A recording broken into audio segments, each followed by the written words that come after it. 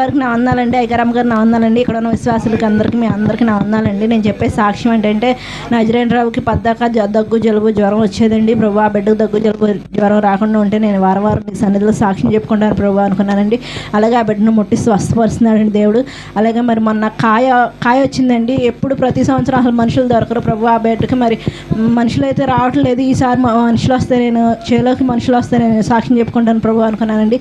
అనుకున్న తెల్లారికి మనుషులు వచ్చారండి. మళ్ళీ అలాగే మొన్న కొప్పులు పెట్టేటప్పుడు వర్షం వస్తుంది అన్నారండి ప్రభు. వాన కూడా రాకుండా ఉంటే మరి నేను సాక్ష్యం చెప్పుకుంటాను అనుకున్నానండి. ప్రభు గారు అలాగే ఆ వర్షాన్ని ఆపేశాడండి. మరి ఇంకో సాక్ష్యం ఏంటంటే నజరేయురావు కడుపులో నొప్పి వస్తుందని అనుకున్నాను, మరి చెప్పానో లేదో గుర్తులేదు. దేవుడు నన్ను క్షమించాలి. ఆ బిడ్డకి స్కానింగ్ తీపిచ్చామండి కడుపులో నొప్పి వస్తుందని. అప్పుడు స్కానింగ్లో ఏమి లేకపోతే నేను సాక్ష్యం చెప్పుకుంటాను అనుకున్నానండి. అలాగే దేవుడు ఆ స్కానింగ్లో కూడా ఏమి లేకుండా చేశాడండి. ఇదే నా సాక్ష్యం, నా గురించి నా కుటుంబం గురించి ప్రార్థన చేయండి.